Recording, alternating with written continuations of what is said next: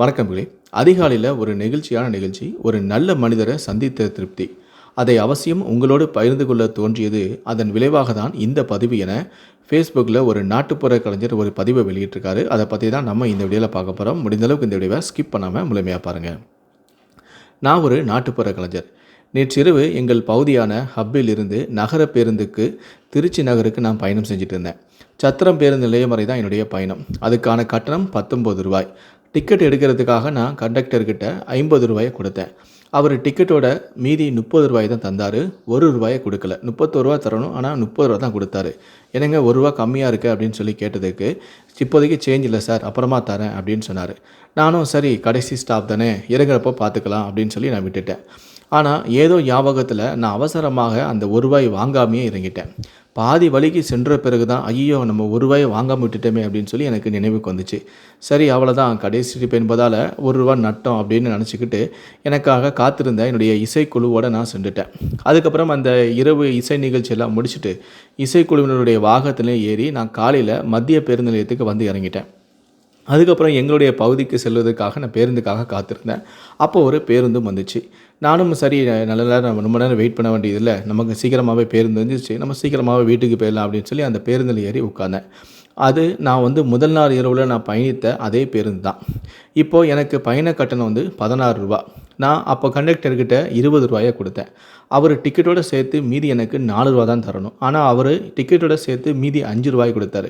என்னடா இது, நேற்று நம்ம பயணம் செய்யும்போது ரூ. 1 குறைச்சி கொடுத்தாரு, இன்றைக்கி பயணம் செய்யும்போது இந்த கண்டக்டர் நமக்கு ரூ. 1 கூட கொடுக்குறாரு, யாரா அவர் அப்படின்னு சொல்லி நிமிர்ந்து பார்த்தா, சட்டுன்னு நிமிர்ந்து பார்க்கும்போது அதே நடத்துனர் லேசாக சிரித்தபடி, சார் நேற்று கடைசி நட வர்றப்போ உங்களுக்கு நான் ரூ. 1 தரணும்ல, அதான் சார் அப்படின்னு சொன்னார்.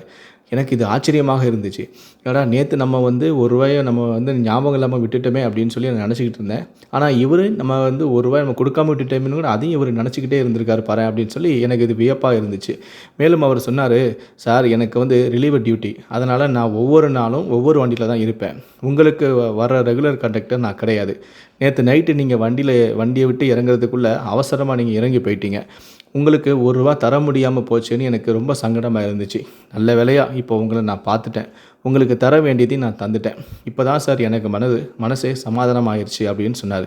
ஏன்னா இது இப்படிலாம் கண்டக்டர் இருப்பாங்களா அப்படின்னு சொல்லி நான் ஒரு நிமிஷம் ஆச்சரியப்பட்டேன். நல்ல வேலையாக இப்போ நான் உங்களை பார்த்துட்டேன் அப்படின்னு சொல்லி ரொம்ப சந்தோஷப்பட்டார். உங்களுக்கு தர வேண்டியதை நான் தந்துட்டேன்னு சொன்னார். நான் இறங்க வேண்டிய கடைசி ஸ்டாப்பு வந்துச்சு.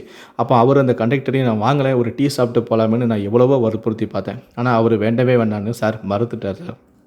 அந்த அரசு பேருந்துகளில் இப்படியும் ஒரு நடத்துகிற இருக்காங்களா, எனக்கு ரொம்ப ஆச்சரியமாக இருந்துச்சு. அந்த வண்டி எண் TN45N3134, ரூட் நம்பர் 59, சத்திரம் பேருந்து நிலையம் டு ஹப். இவருடைய பெயர், இந்த கண்டக்டருடைய பெயர் மோகன்குமார். இந்த ஃபோட்டோ கூட நான் அவருக்கு தெரியாமல் தான் எடுத்தேன். நல்ல உள்ளங்கள் எங்கிருந்தாலும் வாழ்த்துவோமே. இந்த வீடியோ பார்க்குற நீங்களும் வாழ்த்தணும் அப்படின்னு நினச்சிங்கன்னா இந்த வீடியோக்கு லைக் கொடுத்துட்டு உங்களுடைய வாழ்த்துக்களை கீழே இருக்கக்கூடிய கமெண்ட் செக்ஷனில் மறக்காமல் சொல்லுங்கள். முடிந்தளவுக்கு இந்த வீடியோவை மற்றவங்களுக்கும் ஷேர் பண்ணுங்கள். மேலும் இது போன்ற பல வீடியோக்களை பார்க்கணும் அப்படின்னு நினச்சிங்கன்னா மறக்காமல் என்ன சேனலை சப்ஸ்கிரைப் பண்ணுங்கள். கூடவே அந்த பெல் சிம்லையும் மறக்காமல் கிளிக் பண்ணுங்கள். ஃபேஸ்புக்கில் பார்க்கணும் அப்படின்னு நினச்சிங்கன்னா பேஜை லைக் பண்ணுங்கள், ஃபாலோ பண்ணுங்கள். நன்றி, வணக்கம்.